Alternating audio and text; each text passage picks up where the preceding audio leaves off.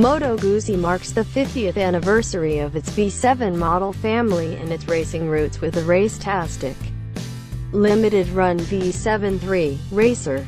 This third-generation model brings a distinct cafe racer vibe to the table, along with modern comfort and performance for what the factory hopes is a bike that is more pleasure to own and ride. Did they succeed? Well, the jury is still out on that, but the 52-horsepower engine, fully adjustable rear shocks and pillion pad hidden under the tail fairing certainly bode well for the racer. Guzzi boosted the power this year, and it also updated the visuals and slimmed the bodywork down for more appeal. Traction control provides some contact patch protection, but that seems to be the fanciest gadget the racer has to offer.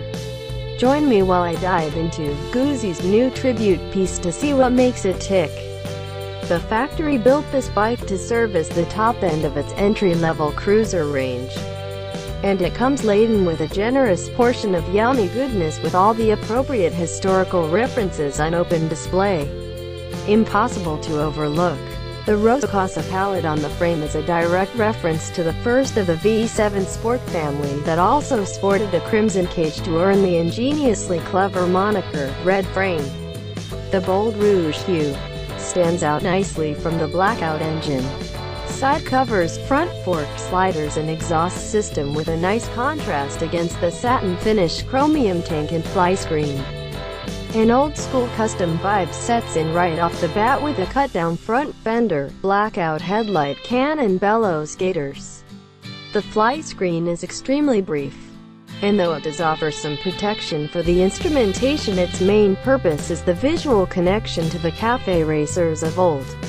The tank sports a red, spread-winged eagle graphic on the odd-looking bump that optically offsets some of the protrusion of the engine heads and forms a sort of neat pocket similar to some of Triumph's tanks.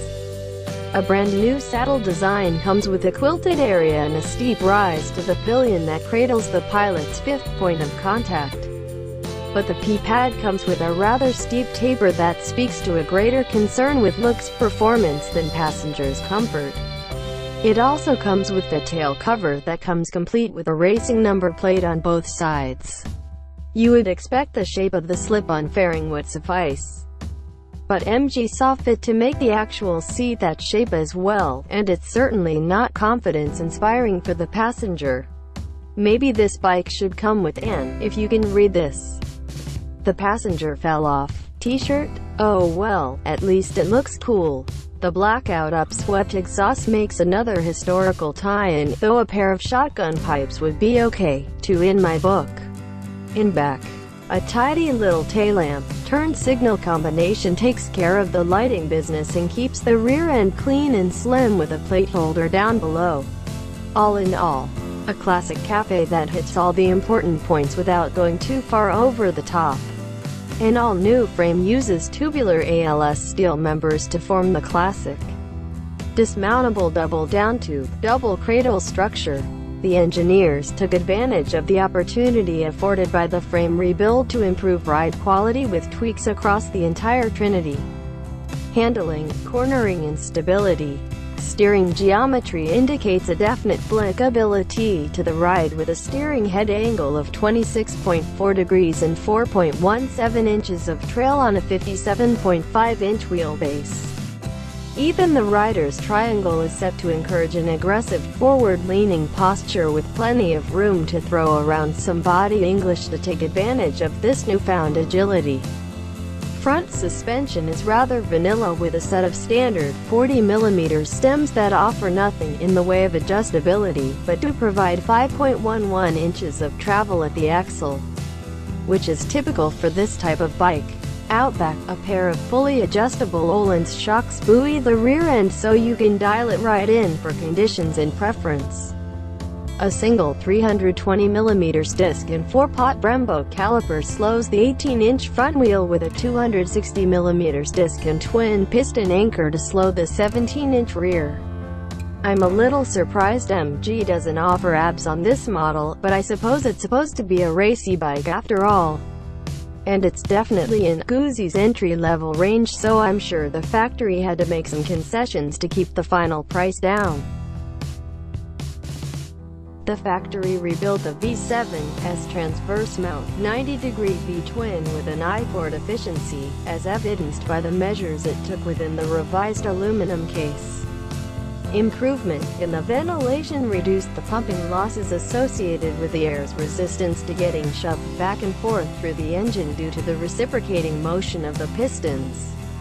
The oil pump also saw some tweaks to reduce the power it absorbs, and the addition of the piston cooling jets that spray pressurized oil onto the bottom side of the piston crowns should help mitigate the heat and stabilize the pistons to help prevent galling and scoring.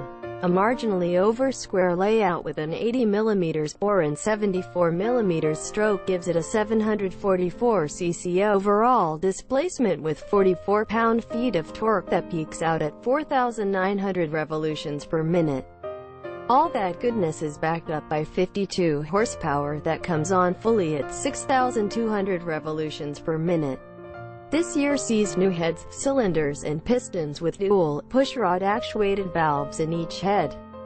Euro 4 emissions compliance was also a front-burner topic, and the factory achieved it through the 002 sensor, catalytic converter and secondary air inlets in the heads. U.S. buyers can expect to give up something around $9,990 for a V7 Racer, and it comes only in the satin finish chromium tank color with black fenders and red frame. Naturally, Guzzi gives you plenty of opportunities to pad the price well beyond MSRP with an array of accessories, so peruse the catalog at your own risk. There's only about a bajillion cafe racers, and I thought about going with Triumph's Street Cup from the Bonneville family. However, I'm mainly focused on the domestic market, and since I expect the Harley-Davidson Street 750 will be a more prevalent threat to Guzzi's Racer over here, I figure it's a much better match for my head-to-head. Harley kicks it a little deeper into cafe territory with a mini bullet fairing that screams CR to go with the tapered Mustang-style seat that is more passenger-friendly but a bit less cafe-tastic than the saddle on the Guzzi. Looks-wise, the Racer is more, well, racer-like, complete with number plates and the whole bit, while the HD seems more street-wise and laid back at the same time. Both sport liberal amounts of blackout treatment with bellow gaiters to blot out what would normally be a bright bit up on the front forks. The Street runs a tubular steel double cradle frame with an unfortunate radiator and shroud mounted to the down tubes. That's not quite as clean as the air-cooled Racer, I gotta say. But at least the heads don't stick out the sides.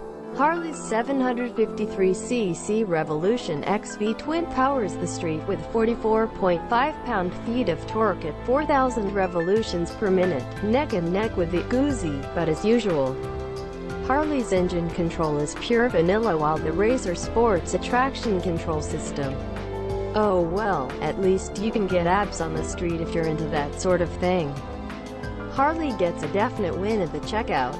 Not only does the Moco enjoy a good deal of brand recognition in the States, but they start at $7,599 for the Vivid Black model versus $9,990 for the MG. While that's not a whole lot of cheddar in the grand scheme of things, the difference represents a significant percentage of the overall price, and that may be a deal-breaker for cash-strapped first-time buyers.